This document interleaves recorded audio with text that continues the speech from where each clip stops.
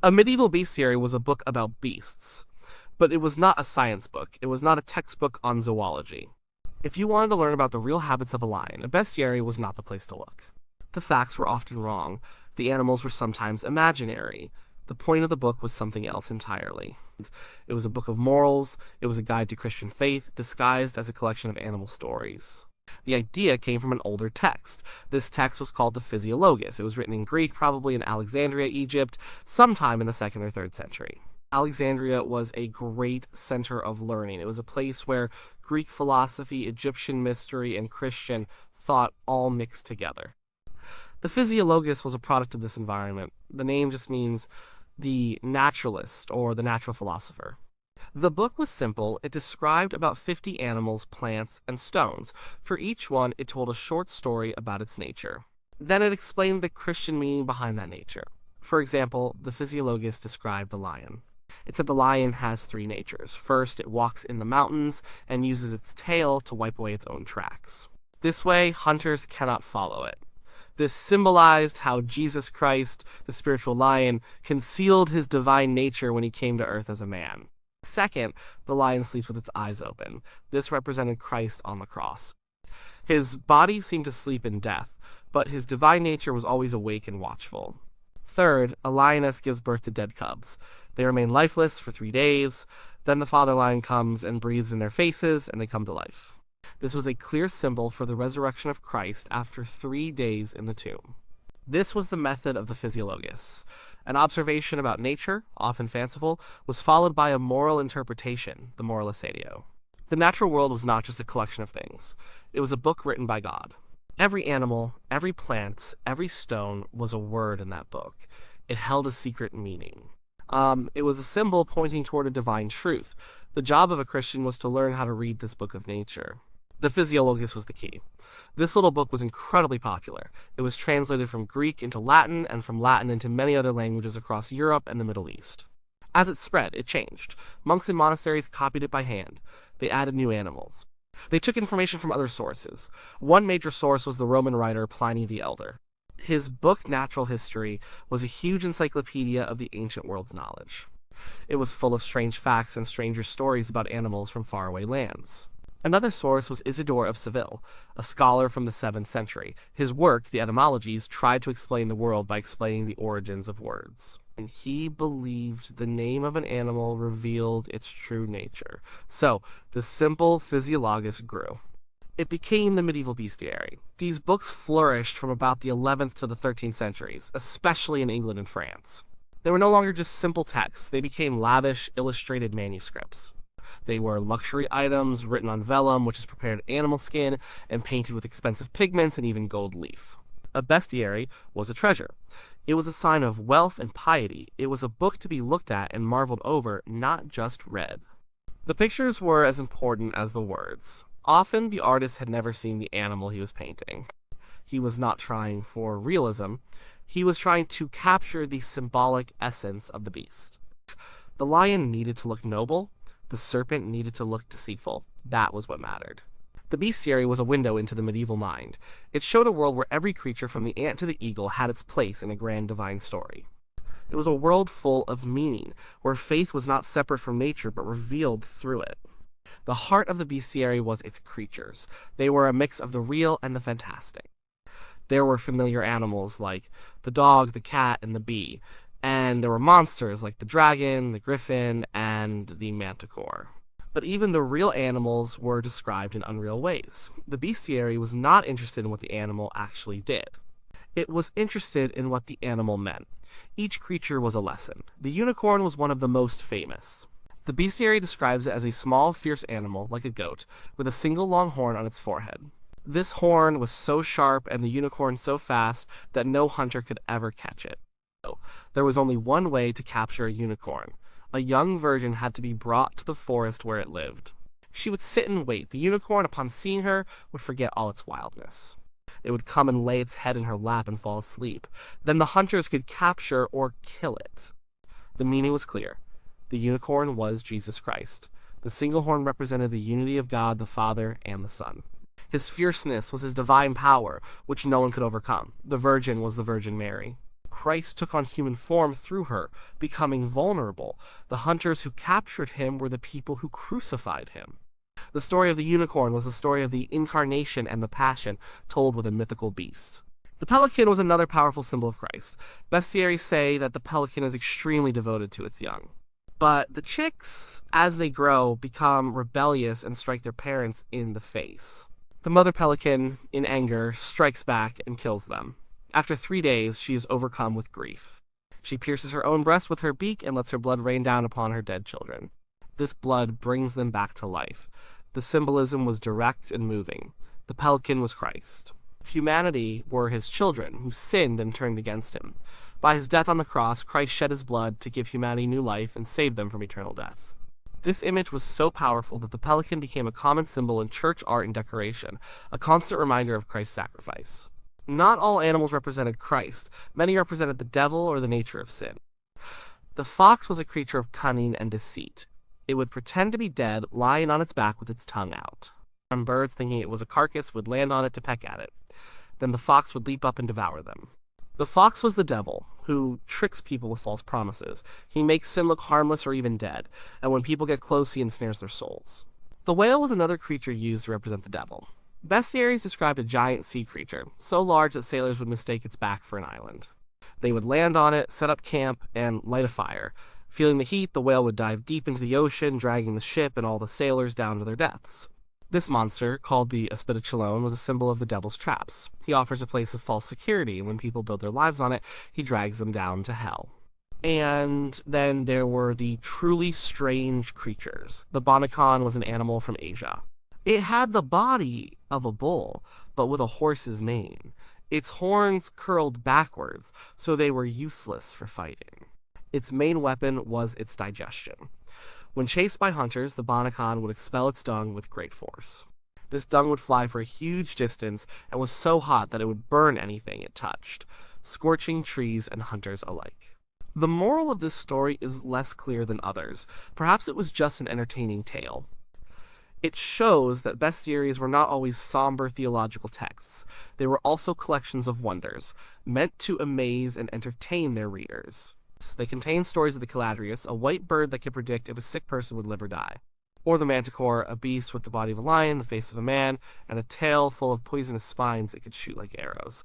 Whether these creatures were meant to be real or not was secondary. Their purpose was to populate the world with meaning, to show that God's creation was vast, mysterious, and full of lessons for those willing to look. So why did people in the Middle Ages make these books? What was their purpose? They were not created for scientists. They were made for preachers, monks, and the wealthy, educated people who could afford such a luxury. The bestiary served several functions. It was a tool for teaching, a source for sermons, and a form of sophisticated entertainment. Above all, it was a way of understanding the world. The primary function was religious instruction. In a time when most people could not read, images were a powerful way to teach.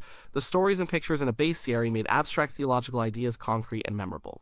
It is easier to understand the concept of Christ's sacrifice by looking at a picture of the pelican feeding its young than by reading a long Latin text. The stories provided simple, powerful allegories for the central mysteries of the Christian faith: the incarnation, the resurrection, the struggle between good and evil. For monks and nuns in the monastery, the bestiary was a devotional aid. Meditating on the lion's three natures or the unicorn's purity could bring them closer to God. It was a way of seeing the divine, not just in the Bible, but in the world all around them. The bestiary was also a practical handbook for preachers. A priest preparing a sermon could flip through a bestiary to find a good story to illustrate his point. If he wanted to talk about the dangers of temptation, he could tell the story of the fox playing dead. If he wanted to speak about the hope of resurrection, he could use the story of the lion cubs. These animal fables made sermons more engaging. They caught the attention of the congregation. They were stories people could remember and repeat. They connected the lofty ideas of religion to the familiar world of animals, even if those animals were behaving in very unfamiliar ways. The bestiary provided a shared vocabulary of symbols that everyone could understand. Beyond the church and the monastery, the bestiary had a place in the courts of nobles. These manuscripts were expensive. The vellum, the gold leaf, the work of the scribes and artists, all of it cost a great deal of money. Owning a bestiary was a status symbol. It showed that you were not only wealthy, but also pious and cultured. For a noble family, it was an object of wonder. It was a book to be shown to guests, its pages turned carefully to reveal the strange beasts and vibrant colors within. It was a form of entertainment, a collection of marvelous tales from the edges of the known world. It was a bit like a modern coffee table book, but one that was also seen as a guide to living a moral life. The stories taught lessons about virtues like loyalty, shown by the dog, and vices like pride, shown by the eagle who flies too close to the sun. But the deepest purpose of the bestiary was to reinforce a particular way of seeing the world. To the medieval mind, the universe was not a random collection of atoms. It was a divinely ordered creation. Everything had a purpose. Everything had a meaning. Nothing was accidental. This worldview is called allegorical. It assumes that there is a deeper hidden reality behind the surface of things. The bestiary was the perfect expression of this view. The animal itself was less important than the truth it symbolized. The fact that a pelican does not actually resurrect its young with its blood did not matter. What mattered was that the story of the pelican illuminated the truth of Christ's sacrifice. The bestiary was a tool for decoding creation. It taught people to look at a simple creature like an ant and see a lesson about working hard and preparing for the future. It taught them to look at a soaring eagle and think about baptism and spiritual renewal. It filled the world with signs and symbols, making it a place constantly speaking of its creator.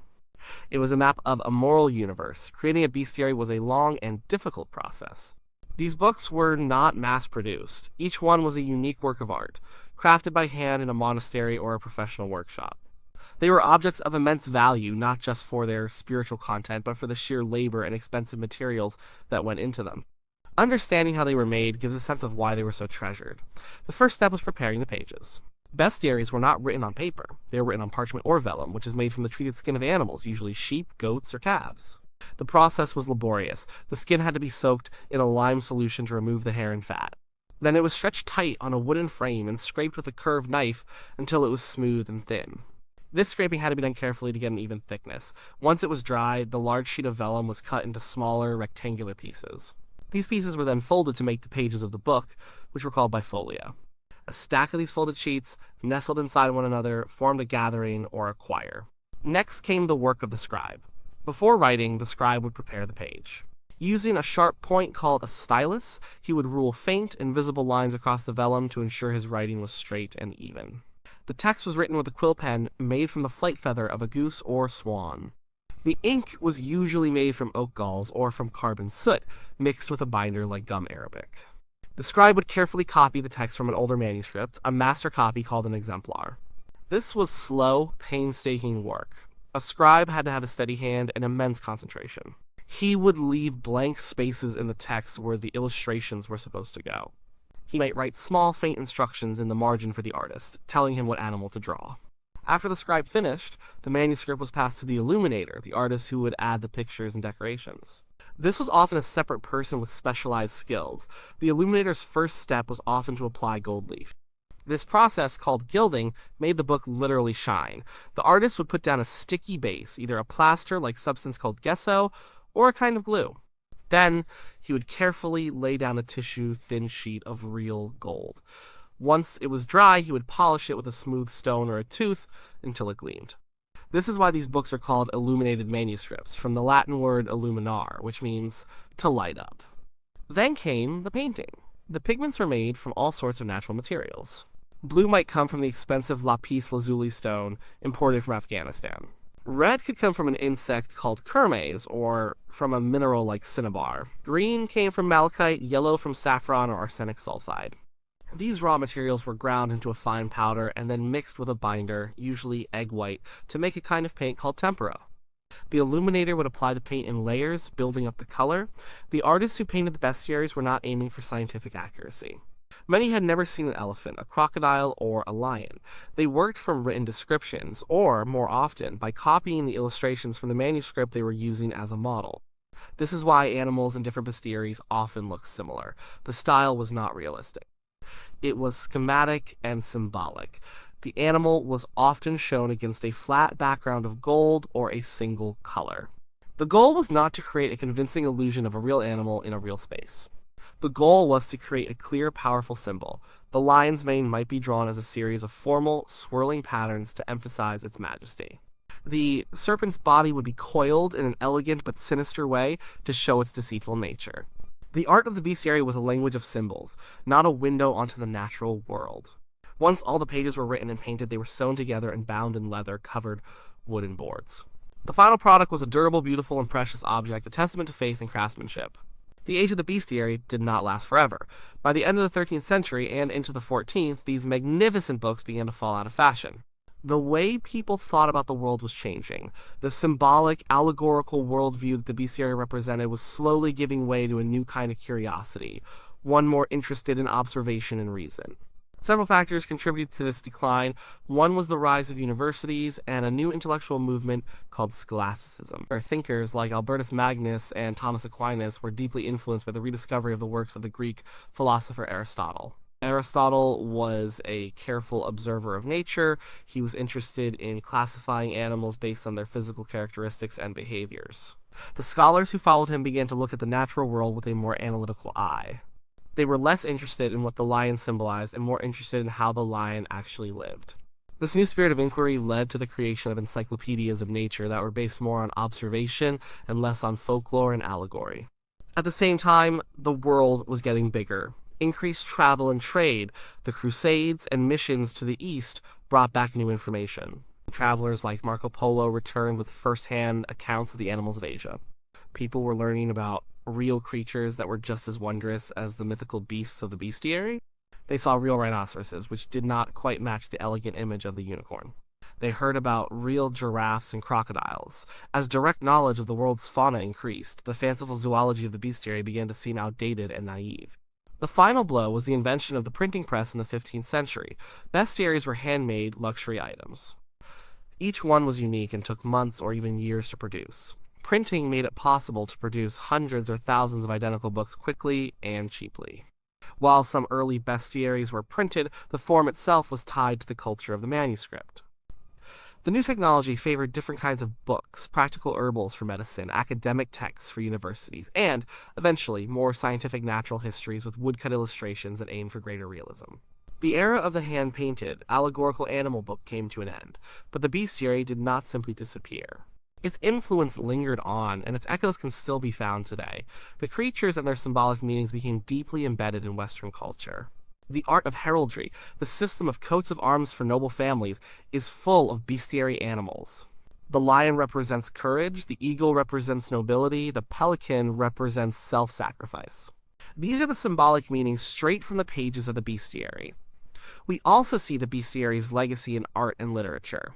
The gargoyles and carvings on medieval cathedrals often include creatures, both real and fantastic, drawn from the bestiary tradition. Writers for centuries have used animals as symbols in ways that hark back to the bestiary. When a writer uses a fox to represent cunning or a snake to represent evil, they are drawing on this ancient well of symbolism. William Shakespeare's plays are full of references to bestiary lore, like the basilisk that could kill with its gaze. And the fascination with fantastic creatures has never gone away. The dragons, griffins, and unicorns that once lived in the pages of the bestiary now live on in fantasy novels, films, and games. J.K. Rowling's book, Fantastic Beasts and Where to Find Them, is a modern, playful version of a bestiary. The entire genre of fantasy is, in a way, a descendant of the bestiary's celebration of the marvelous and the monstrous. Even the way we casually talk about animals often has a trace of the bestiary's moralizing spirit. We speak of someone being brave as a lion, wise as an owl, or slee as a fox. These are faint echoes of a time when every animal was seen as a living fable, a character in a divine story. The medieval bestiary is no longer a guide to faith or science. It is a historical artifact. But it is a beautiful and fascinating one. It opens a window into a lost world, a world where the natural and the supernatural were woven together, and where every beast had a story to tell.